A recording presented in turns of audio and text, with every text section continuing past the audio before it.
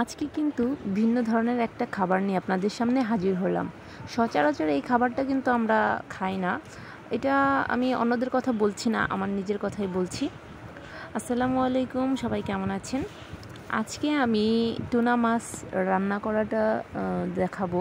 তো আমি আসলে এর আগে কখনো টুনা মাছ রান্না করিনি, তো আজকে ট্রাই করছিলাম, সেটাই আপনাদের সঙ্গে শেয়ার করতে এসেছি। টুনা ফিশের এই জারটাতে কিন্তু মানে তেল দেওয়া থাকে, আর এইটা হচ্ছে সানফ্লাওয়ার অয়েল, আর এই তেলটা দিয়ে আমি মূলত রান্না করব। তো আমার কাছে মনে হয়েছে আমি এখানে যে সমস্ত ইনগ্রিডিয়েন্টস ব্যবহার করব, তো তার জন্য মানে আরেকটু তেলের দরকার, বাট আমি এটা ফলো করেই রান্না করছি।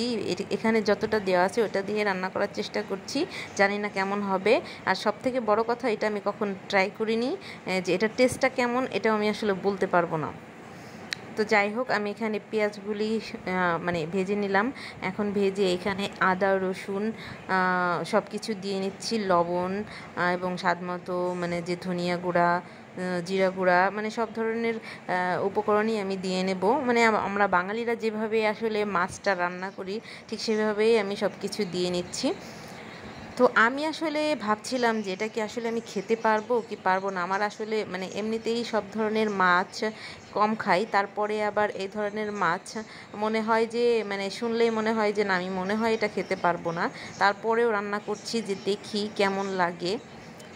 তো কথা বলতে বলতে আমি মশলাগুলোকে ভালো মতো নেড়ে চেড়ে নিচ্ছি। তো মশলা একটু পানি দিয়ে কষিয়ে নিচ্ছি। তা কষিয়ে নেওয়া হয়ে গেলে এখন আমি এর মধ্যে টুনা ফিশটাকে দিয়ে দেব। একটু ভুনা হলে তারপরে এর মধ্যে আমি টুনা ফিশটাকে দিয়ে দিচ্ছি। তো এখন এইটাকে সুন্দর মতো নাড়াচাড়া করে একটু ভুনা করে নিতে হবে বা কষিয়ে নিতে হবে। হালকা একটু পানি দিয়ে আমি এটাকে কষিয়ে নিলাম এবং এইভাবে নেড়ে চেড়ে পানিটাকে একদম শুকিয়ে ফেলবো। তো হয়ে গেল এইভাবেই রান্না আমাদের টুনা ফিশ। দেখতে কিন্তু আসলেই অনেক ভালো লাগছে, জানি না খেতে কেমন হবে। আশা করি সবারই ভালো লাগবে। যাই হোক, তৈরি হয়ে গেল আমাদের টুনা ফিশ রান্না। তো আমার ভিডিওটা সবাই একটু দেখবেন, আর লাইক কমেন্ট শেয়ার করতে ভুলবেন না। আর ততক্ষণ পর্যন্ত ভালো থাকবেন।